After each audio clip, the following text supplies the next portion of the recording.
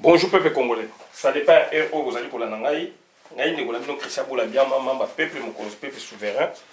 Combattant résistant révolutionnaire PNI. PNI et les politiciens non institutionnels.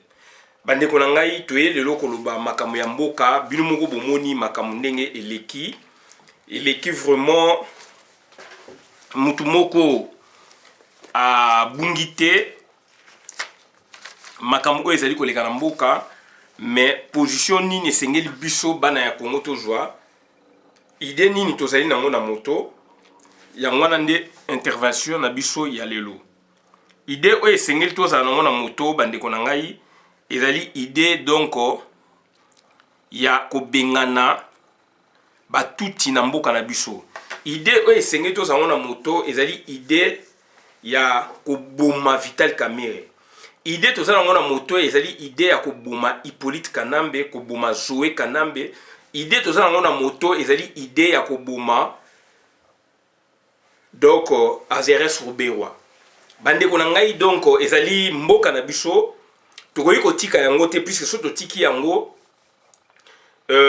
toteki mboka. So totiki yango donc tondimi to cautionner avenir, to hypothéquer jeunesse il y a Congo ya lobby lobby to hypothéquer avenir na biso et d'autres comme ba esclave to comme ba esclave rondimate mendeko déjà to koti na nzela ya kozala ba esclave nazali ko loba yango pona yo tomboka nazali ko loba yango pona yo congolais vous allez na kata Kinshasa pe otomboka donc ba touti to yebisi bino je ba reprendre pouvoir na bango déjà depuis kala to yebisa ki bino.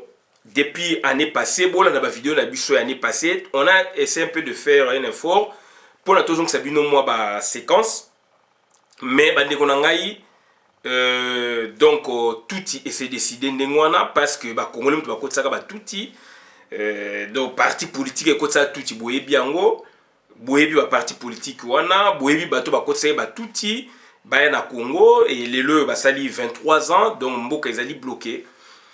Toye ko sabino donc makambu o ezali koleka bomoni Jean-Marc Kabund ba destitué normalement eza makambu na ko lobango te to kana malam normalement ngai je suis de l'autre côté na ko lobango te mais nazali ko loba quand même pona batu ba mona ba yeba que makambu o ezali ko sala mabiso to ebiango donc c'est-à-dire bomoni Jean-Marc Kabund ndenge ba destitué parce que bazwa ki pouvoir ya lokoso. Pouvoir il y a le koso suka nango yango wana. Pouvoir il y a le koso tant au pouvoir, il faut ndima ba condition ya pouvoir.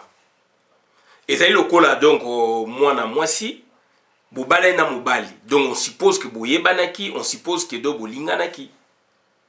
Même ata libala arrangement et salami. Mais du moins le fait que on dimi moi si aya na ndaku na obovanda to oya na ndaku na puisque a pe basi azana ndaku bobalani mais mobala azana ndaku te mosa azana ndaku donc nazo parler na deux contextes hein donc nazo parler quand na contexte ya Congo te nazo parler na contexte o nga nazali awa puisque toujours mona makambo mingi pe awa donc c'est à dire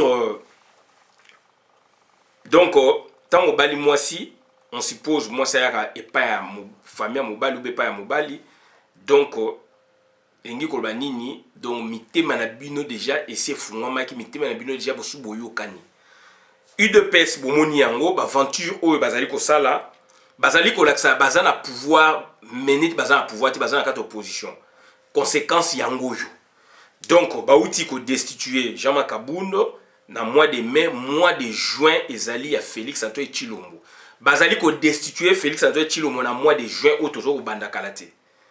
Donc, bandeko nangai retenez cette date. Baza ko destituer Félix Antoine Tshilombo donc d'ici là. Vital Kamerhe donc azali wana pour mettre en accusation donc Félix Antoine Tshilombo. Toloba yango to jongeli yango puisque nzela yango wana donc imagination réflexion ezalaki lointaine réflexion comme peine. Puisque ba schéma mususu makamsusu soko expliquer mutu musu aza na capacité à expliquer makambo atie ba hypothèse na ye makambo esama dans 3 ans 2 ans a ko italango et puis okomona ke nettement net ya politique boye kosala boye kozala ba prévision mususu même dans la politique te na vie na famille il y a des gens qui font des choses comme ça, baza ko prédire avenir. Et ils allaient qui citer, ils allaient donc observation, ils allaient concentration et un peu d'intelligence et on joue donc réponse à n'importe donc on joue hypothèse à n'importe et bah tout le monde soko étalé réflexion qui est dans le musika mingi à comprendre été.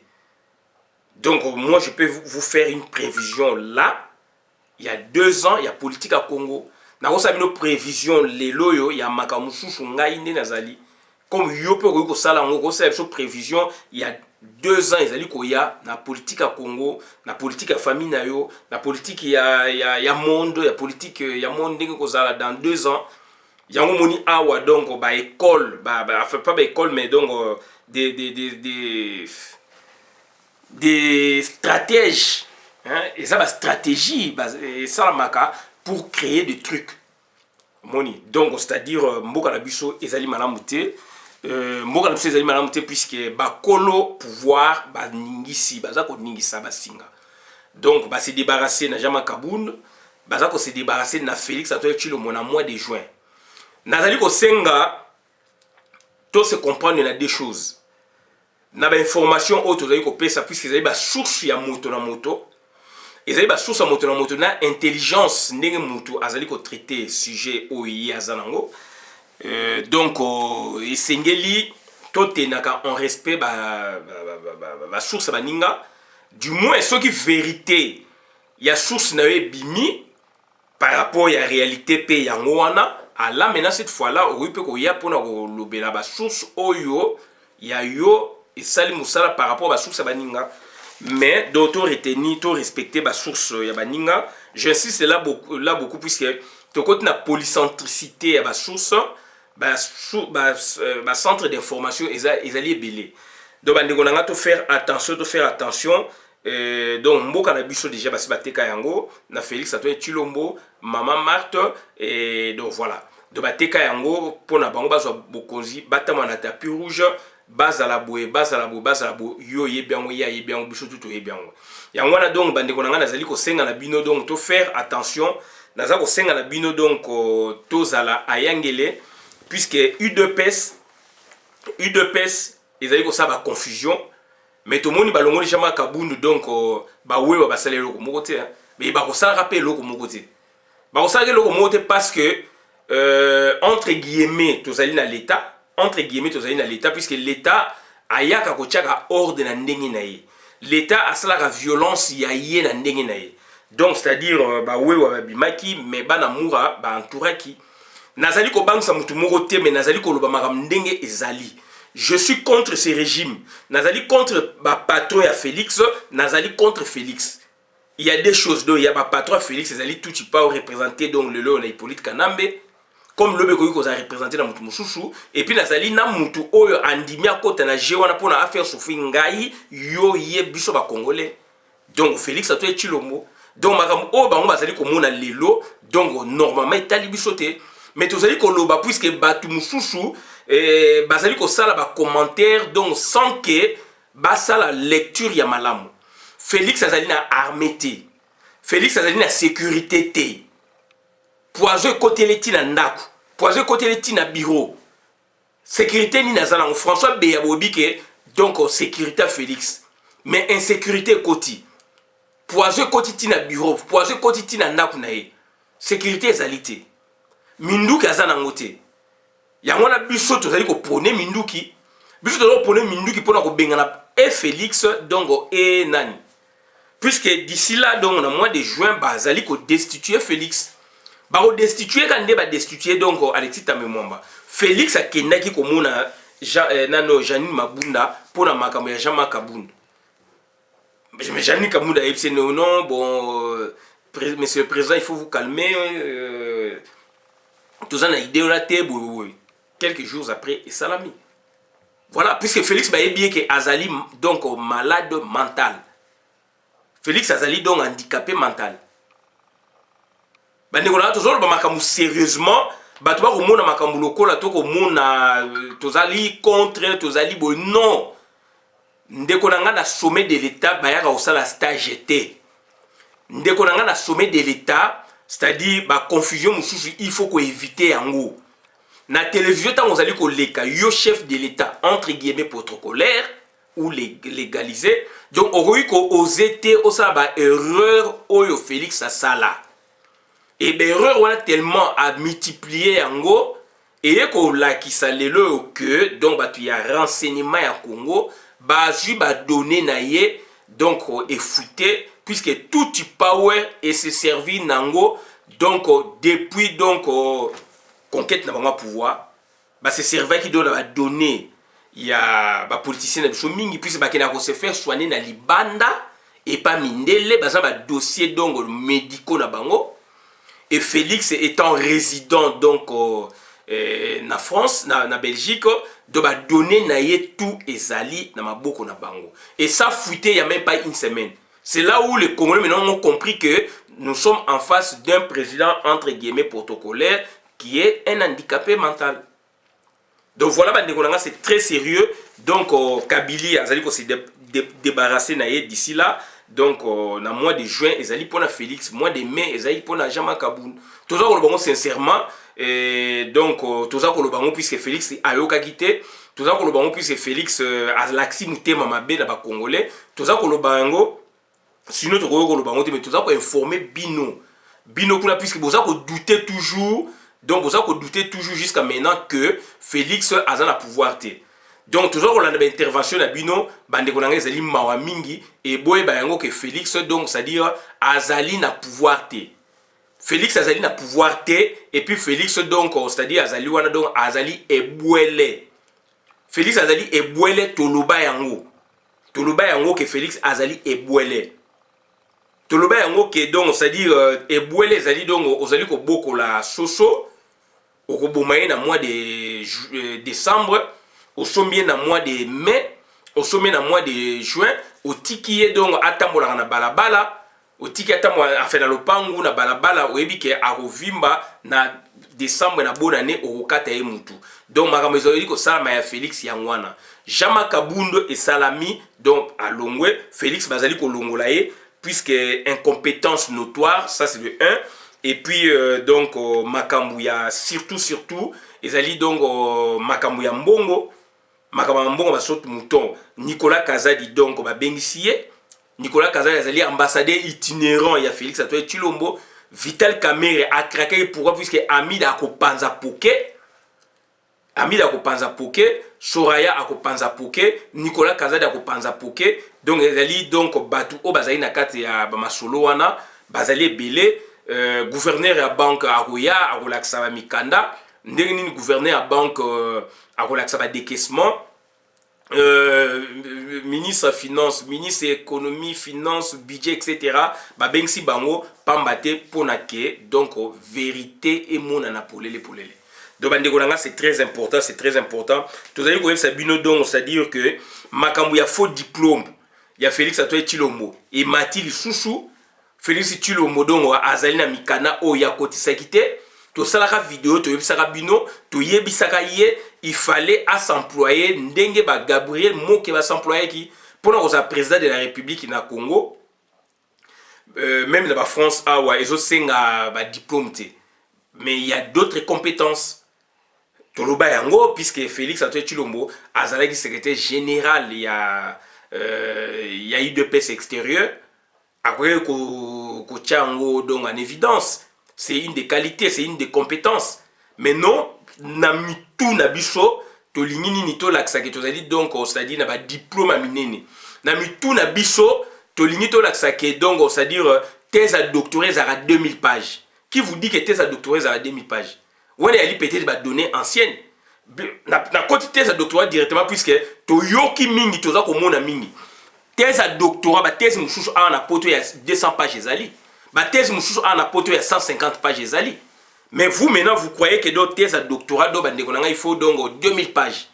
Thèse à doctorat pour na bino donc il faut ya 1500 pages. Thèse à doctorat pour na bino il faut ça so combien de pages. Il y a des thèses à doctorat à 150 pages. Thèse à doctorat il y a 120 pages. Vous voyez? Donc ça dit tout ça, il a mis tout la mission à mine paye à ma baie. Donc il faut la licence, il faut la boulot. Alors que vous avez la compétence. Vous avez bazali formé na parti politique, c'est une des compétences. C'est une des compétences. Bato batangi tika bango ba présenter biloko bango batangi. Yo otanga ki na niveau na yo wana mais o acquérir ba makambe belé ba compétences belé, tia yango bon ça dossier. Donc Félix Antoine Tshilombo, dossier à faux diplôme et mati. Yango toujours rappelé bino dossier na ya faux diplôme et mati likolo, dossier na ya bambongo azali na kati. Donc ba dossier azali clair, bazali ko destituer. Bazali ko destituer pour que Kabili a besoin atika na pouvoir na ye. Kabili donc c'est-à-dire Asanzi Félix Antoine Tshilombo bango ba yebi place donc besoin ni ba problème puisque ba incohérence ezali trop et donc Félix Antoine Tshilombo ba ko destituer et puis ba ko bimisaye vers la Chine ou vers la Russie. Hypothèse wana donc schéma wana zongi lisusu. Donc bako destituer bako bimisaye vers la Chine. Et muta osala travail wana pona que Félix aye baté c'est qui? C'est sa femme Nyakeru. Nyakeru Sex. Nyakeru Sex a une mission. Azali na mission yango tongi loba. Azali na mission yako pesa Félix ba kiss akosala pe rien. Ako réagir pe donc rien. Akosala rien sauf que Nyakeru azali na mission bako pesa ye ba kisi moko ba calma tant bako destituer Félix bako pesa Nyakeru ako melisa ye akosala ye esengeli ne ba pesi ba consigne déjà pour que a calmer mais dans l'entretien ça ba kisi o eko lembisa ye et puis donc bako mema bango wapi na Russie et dans l'entretemps azali empoisonné donc bako expédier vers la Russie a keneko vivre kuna empoisonné à cause la lokola Ngunza Carlibon. Je me répète. Donc Félix Antoine Tshilombo bazako destituer donc c'est-à-dire mois de il y a juin ezali à Félix Antoine Tshilombo, mois de mai ezali qui donc il y a Jean-Marc Kaboun, mois de juin ezali à Félix Antoine Tshilombo bako destituer donc tant ba osale destitution na siko qu'est-ce qu'ils vont faire?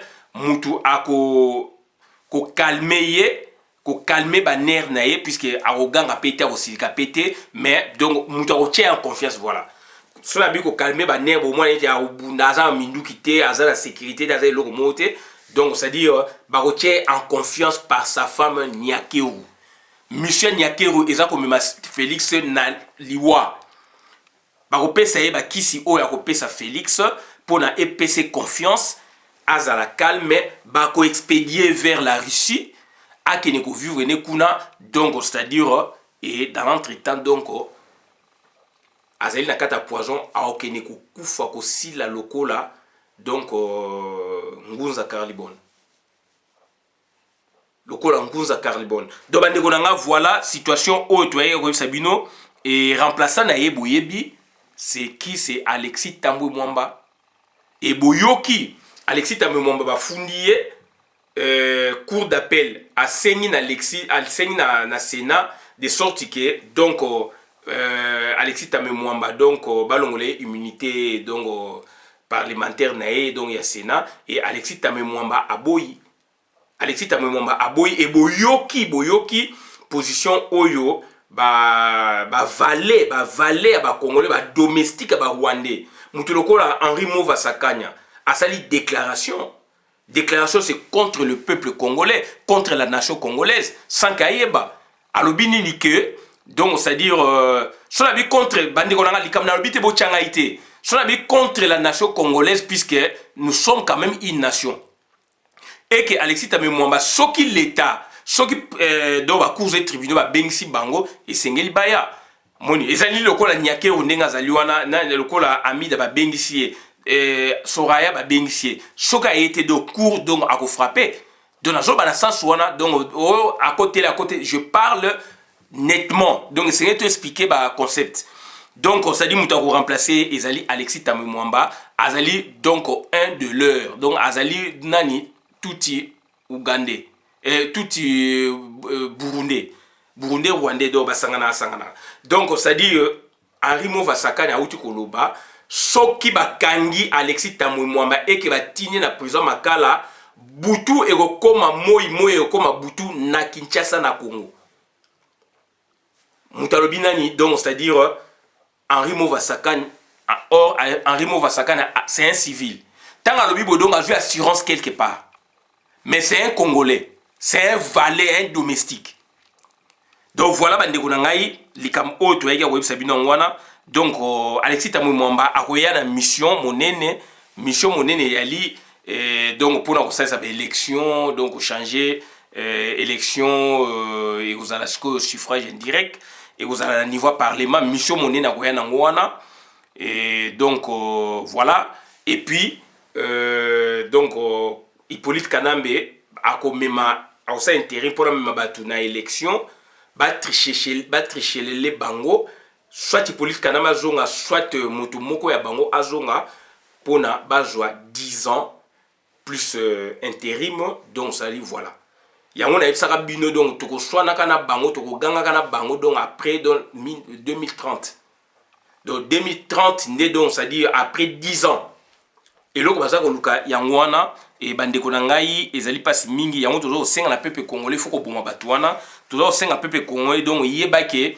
ba tout yona baza binemi na yo bazali binemi na ngai donc Alexis Tambwe Mwamba azali ennemi na yo Rubewa azali ennemi na yo donc oyo nani Kabila Jeannette baza binemi na yo na bato bazui pouvoir baza binemi na yo Jama Kabunda za ennemi na yo Congolais ou pas on s'en fout mais azali ennemi na yo puis ba servir tout power Amantaki na cheval kiji Félix Antoine Tshilombo azali ennemi ya ngai na yo puisque a hypothéqué avenir ya biso na temps oya vandi wana na bokonjo ya mabe boyebi combien de batu bakufi combien de situations oyo ya mabe et salami na moment na ye Félix Antoine Tshilombo c'est un criminel c'est un génocidaire babomi batu na moment oyo ye aza na pouvoir c'est un génocidaire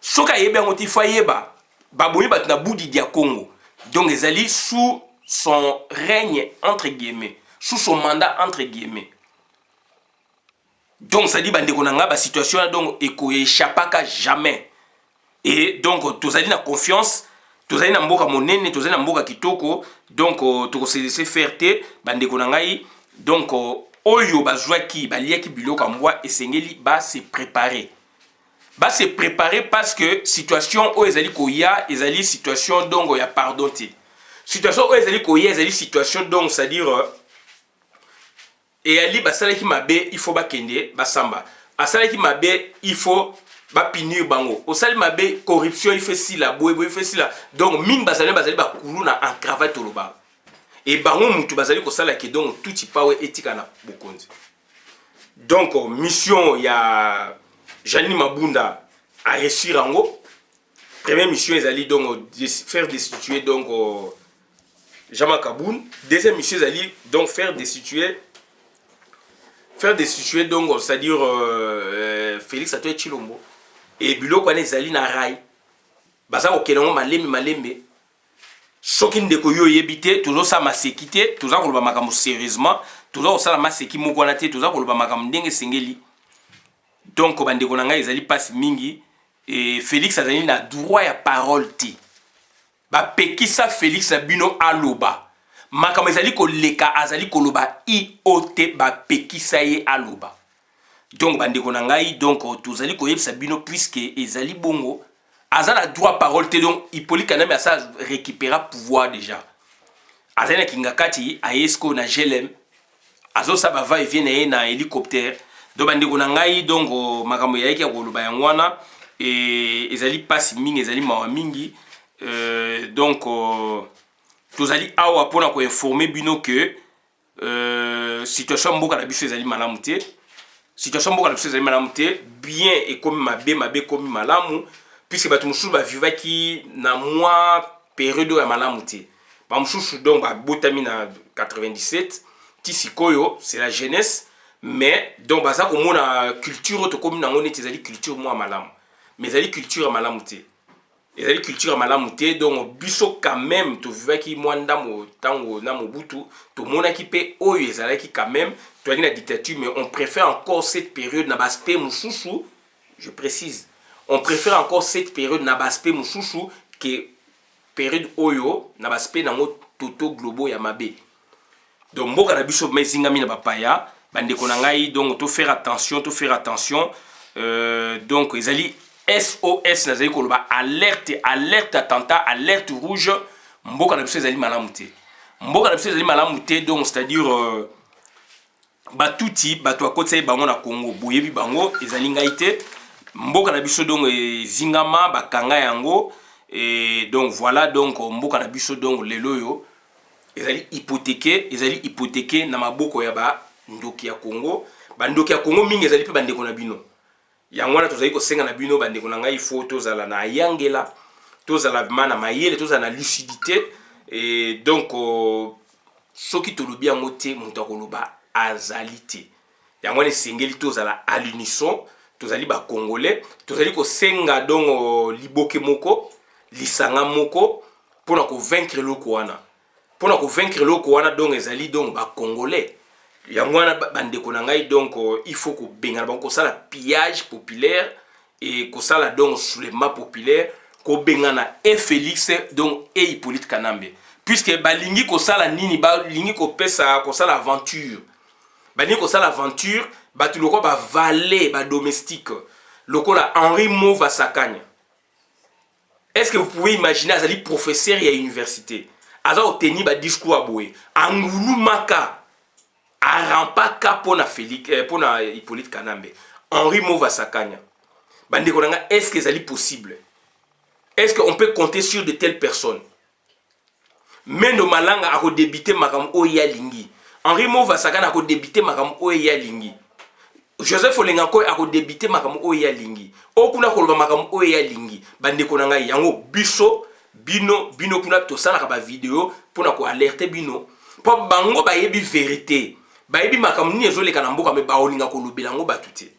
Yango na biso to se pumonaka po to yebisa bino quand même to ça l'essentiel pour que message et le kanamboka. Message et comme na mboka. Donc bandeko nanga o to yeka koloba yango na to suki awa bona na vidéo makasi pour la communauté.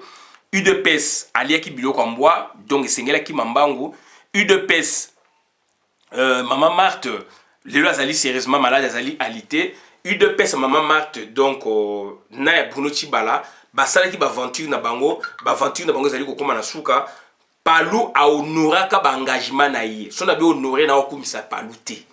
Palou a honoraka ba engagement na ye, mais tout monaki donc on a 2011 en France bato Palou ba nga manifester soit disant que Palou donc bakoyi ko se représenter jusqu'à ce que bango moko ba yebisa non Palou mais bino bozabe lié na biso, bango moko ba bi que Palou bino bozabe lié na biso. Donc beaucoup ko se représenter donc Palou donc bandeko na ngai donc a respecter qui donc ba consigne a respecter qui makambo oyo yé asalaki. Mais par contre UDPS alingi ko sala le malin azali na kata pouvoir mais anga la sabino ki azala pouvoir te azala kata pouvoir alingi ko la sabino ki azali na opposition. Donc hybridisme wana ni yango yo donc ba yokanité. Mais dans l'entretemps bazali ko gérer bazali na kati na bango. Donc bazali ko gérer bango conséquemment jama kabuna ko sala rien. Bataliba ba marché qui ba ko sala rien. Ezali eloko ya journée moko mi balé sili. Nazali ko kumisa tuti power te. Pouvoir nyo ces arabongo. Donc ça dit ezali nini amateurisme politique. Bato ba kenda ki kuna bazali ba amateur. Bakene ko sala donc stage alors na niveau ya politique ya likolo bongo basala ka stage te. Donc on s'engager ou pas.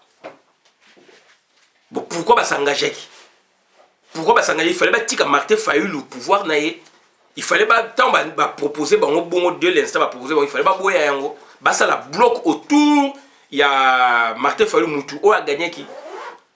Donc maturité et salité, jamais kabun chiko akoya ko yebisa yo nini, akoya ko yebisa ye nini. Heureusement bataliba mususu dont la scène était la 12e mairie babinaki pona éviction ya Jean Kabund. Donc bandeko na ngai tant au jeu pouvoir, est-ce que je pouvoir ya famille na yo, est-ce que tant au jeu pouvoir kuna pouvoir nezali ya bokoko na bino ezali ya province na bino ou bien pouvoir nezali do pouvoir politique ya l'état. Donc tous allez loin à comprendre politique, tous allez loin à comprendre la démocratie. L'engagement au Yozwaki, il faut respecter yango. Jean Kabund, Félix Antoine Tshilombo, Bangba Sabino, Bazali opposant, mais Bazana Kata pouvoir, alors pouvoir en est à Bangote. Et Bandekonangé nous a encore plus pire, il nous a plus pire. Ce qui pouvoir, on a qui a Bango réellement. Donc Bangba Sabino, Bazali opposant, Bazana Kata pouvoir de c'est et que ça la compliqué. Ce qui donc hypothèse, toujours hypothèse que donc ça dit tout type pas ouais bazala quitter et que élection les alliés que bango va gagner vraiment élection, va gagner élection hypothèse va gagner vraiment élection à solo. Mais bande ko nga bango c'est un scénario moko impossible. Puisque bango la sabino que bazali opposant historique et bazana kata pouvoir aussi. Et donc ça dit engeza la chaos total. Na kumisi tout type pas ouerté nazali koloba puisque tout ça comme on a makamou clairement mais bazana kata pouvoir basimbisi bango mais bayebi ko composer na baningate ezali tinga eloko na ngai kolo masolo na bendi yo yaka to travailler après ce que ngo balukela ngai o laksa na batuke. Donc, puisque Nazala, moi, non, Nazali na pouvoir, mais Nazara na bino toujours. Alors qu'au commun niveau, il y a État. Donc voilà la confusion où Esami na mboka na sommet de l'État. Na sommet de l'État. Et Mouyibi et Koti na Kati. Jama Kaboun a vu bandaku na ba sosimat na ba boé un peu partout. A sombi ba terrain, bandaku, ba chinois ba rotongele bandaku. Bande konanga bozo étranger ba expatrié ba société donc ba chinois ba tongelo obi combien au débourser mbongo na Jama Kabunda joa ka ngwapi mbongo Félix asali ba folie azo sala partout azu ya ngwapi mais bazo bisa bino nini donc c'est-à-dire le peuple d'abord. Oh le peuple d'abord c'est quoi? Oh ils allaient les libumu na bango d'abord. Donc un parti politique sans programme, un parti politique ba tondi kaka na ba slogan. Batondi kaka na ba slogan bande ko nangeza passe mingi za mawamini.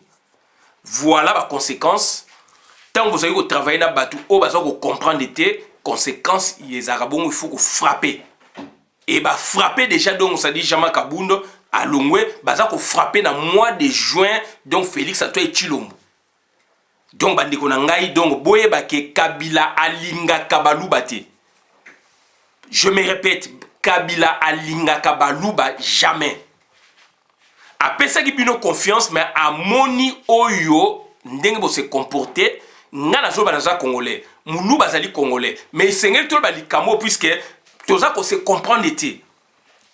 Donc ba touti bazali wana ba ye na Congo biso mto koti ba touti te ba to ba koti ba touti bazali ba yebani to ça ba vidéo yebani parti koti ba touti e yebani biso te mais du moins situation to comme na lelo oyo. Donc, Kabila asakani na bandeko na biso makasi. Asakani na bandeko na biso baluba. Asakani na bango ezali ko pesa biso kanda oleke ba ya basala do symbiose na ba peuple congolais. Non. Bazali ko se détacher soit disant pouvoir eza ya bango alors pouvoir na pe ba simisi bango. Donc au regard ya pouvoir ba simisi bango, boza se comprendre était au regard ya bandeko na bino peuple congolais bolingi donc ko créer symbiose te. Bande konanga bozali wapi. C'est du fourvoiement. Ezali donc égarément, ezali pasi mingi, ezali mawa mingi et boye ba que Kabila akobimisa génocide mususu na Kasai. Naza ko souhaiter ngote mais naza ko sabino donc ezali déjà lecture, ezali na kata terrain. Ezali na kata kaneva na bango. Donc ça dit pour vous faire taire, Kabila akobimisa génocide na katia donc na kata Kasai. Et sengeli bino na bisoto za la motomoko to bengana na Félix na Kabila. Pour Félix ça a pouvoir te. Mais tant que bino boza ko comprendre le ko raté muto bino boza ko landa donc azali wana akoboma susu batu ebele na Kasai, s'il vous plaît. Ezali masolo déjà toyoki yango, ezali planifié. Bandeko nanga tozali na batu sont des criminels, tozali na batu bazali ba criminels do batu wana do bandeko nangai, donc batu wana bazali ba criminels, donc bandeko nangai bazali batu oyo toko pesa bango confiance que sont des criminels. Criminels dont il faut politique contre la criminalité, politique contre les mafieux. Tous un état moko mafieux na kata Congo. Il faut une politique, une brigade. Félix a un pouvoir té. Mais Andima qui pourquoi? Andima qui tapis rouge pourquoi? Donc bande konanga botala ndenge Félix donc azong sibso sima. Donc bande konanga nazali ko rappeler bino que Hippolyte Kanambe alinga kabaluba te. Et azali koloba yango et yokani déjà naza ko belela likolo ngomba de Hippolyte Kanambe akosala génocide mususu na Kasai. Bande ko nangai bokanga date oyo nazali koloba makambu ezali ko bima na ba source na bango. Donc Hippolyte Kanambe bosala jeté alingaka baluba te puisque donc c'est-à-dire a travaillé na Félix, a travaillé na Félix donc a memi tribalisme et bande konanga e monani polele et Hippolyte Kanambe donc amoni yango. Hippolyte Kanambe azali koloba bazali na ba guerre na katuana, bazali na ba guerre na katuana et donc boy bango ke donc ye donc alingaka ba kasayenti nazali kolobela peuple kasayen et peuple luba to changer bizaleli tozali biso sur ba congolais. Donc, tant que Makambu, vous allez comprendre, était douleur wana et cohabiter lobi tout le peuple congolais. Puisque massacre salami na boudi dia Congo, ezali ya ba Congo bango mokote. Massacre salami na Kamuna Sapo, ezali ya baluba bango mokote. Mais ba traître zaka baluba, ba traître ezali Sami Badibanga, traître ezali Félix Antoine Tshilombo, traître ezali Bruno Tshibala. Pour la Sabino que toi la Sabino que bazar à pouvoir te donc ba bomi batuna Kasai ba deux premiers ministres na président de la République protocolaire à Bimi mais préjudice wana no eza réparé et ko za réparé te na ba régime o ya ba mafia ezali régime ya mafia. Il faut que longola yango pour na ko longola yango biso il faut tous à l'ensemble. Sobo boy bande ko nangai donc ça dit oye ko ya lobby boko mona yango oye ko ya lobby donc e ko za donc catastrophique e ko za donc catastrophique lelo aucune province ba kolobake ba attaquer bangote ba province nyons tout ba attaquer yango ba Congo c'est la dernière des provinces ya Congo oyo bazala ezalaki attaquer que na RCD na 97 tant basali pour aérien ko bana Goma Kigali ba kiti na ba base kitona na ba Congo pour na ba ya ba marché sur Kinshasa ba Congo jusque les années qui touchaient na ba histoire politique ya Congo na ba rébellion ndenge les kaka de 60 ti to na 98 28 ans ba Congo et vanda qui donc calme 28 ans je me répète. Donc 38 ans pardon, je me répète 38 ans de Bakongo Vandaï calme. Bakongo va être bombardé en 97 98 na RCD. Donc le la province nyons tout ezalaka bombardé, ezalaka qui touché etc. D'où sikoyo donc to komi na idée ya révolte na mitu na miso. Et sengeli ko bengana bato bakangi biso. Et sengeli ko bengana bato wana na ba accompagnateur na bango il faut ko bengana bango. Donc yangwana bandeko nangai donc c'est-à-dire Hippolyte Kanambe azali ko préparer génocide musu na Kasai. Tozali ko expliquer bino, tozali ko loba ngo puisque déjà c'est belemi na CCC azali ko préparer génocide musu na Kasai puisque a remarqué que donc c'est-à-dire ba dirigeant oya travailler na bango donc ya baluba bazali ba confusionniste et que yé azali na besoin à demeurer longtemps donc c'est-à-dire na pouvoir oyaye. Et donc, c'est-à-dire, il va massacrer. Et à massacrer, donc à massacrer na Bakongo, à massacrer na Yumbi, à massacrer na Yumbi, à kozonga lisusu na Kasai, à kozonga na Équateur, à kozonga un peu partout. Donc, c'est-à-dire, azali na ndekote, azali na camaradité. Hippolyte Kanambe. Na Congo, ça na côté, ça na camarade té, donc ça na collaborateur. Et à tout moment, il peut changer d'avis pour na frapper na ba province to ba mboka ba collaborateur wana. Donc bande konanga voilà autre regard pour ba ngwa to ceux qui abonnent na vidéo malam na compte la communauté. Merci nga Christian Bolabia maman ba peuple mokozo peuple souverain, combattant résistant révolutionnaire PNI donc elle est politicien non institutionnel. Voilà autre regard pour ba ngwa to ceux qui awa bona vidéo malamu. Donc bande konanga ezali pasi mingi ezali mawa mingi esengeli toloba. Donc esengeli toloba puisque ça makambo ya mboka na biso. Et c'est un tour puisque bato bazali ko comprendre l'été et c'est un tour puisque donc bato musu ba yeko sala stage na niveau ya sommet de l'état et c'est un tour puisque bato musu ba yeba ba teki mboka na elengi na bango et c'est un tour puisque makamusu ezali ko sala na mboka na biso et sala makate na mboka mususu et c'est un tour puisque makambo esa 1000 lelo ezo sala na mboka na biso to vivaka yango te et bato bazali ba botebi na 97 lelo 23 ans lelo baza ko mona ngo makamu normal ezali normalité yango moni sengi to loba et sengi to telema. Donc, batouana ba une culture ya empoisonnement. Biso kole na empoisonnement te. Empoisonnement donc est commis de culture na Congo. Ya wana donc singeli lobby puisque tu rejoins bokonzi. Donc il faut ba hôpitaux donc anti-poison et cause la construit na Congo. Il faut ba brigade contre n'est-ce pas les empoisonneurs, les empoisonneuses et cause la ba réseau na tout il faut ko éradiquer en haut. Donc voilà bande konangai makamu e singeli ko salama.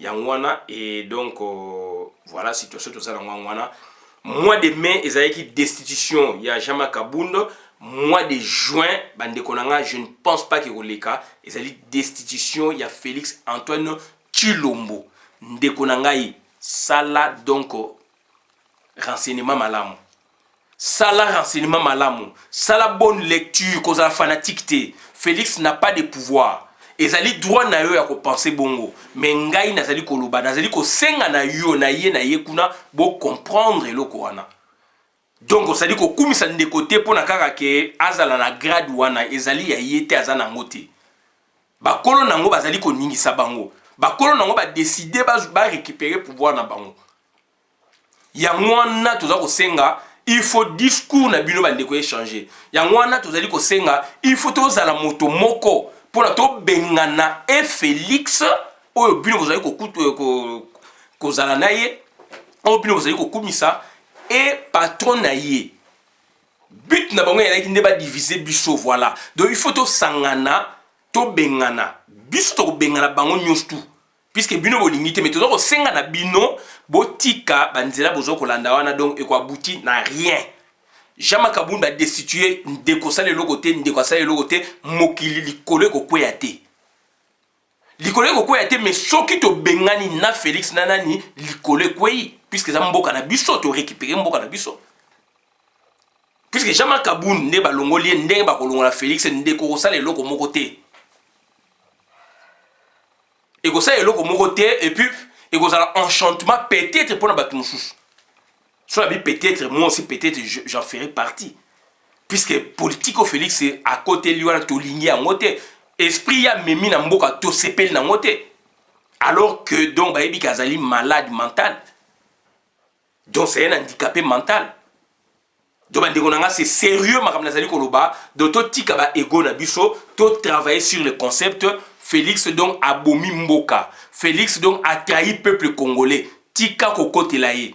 Tika tribalisme, tika régionalisme, tika clanisme, zala peuple congolais.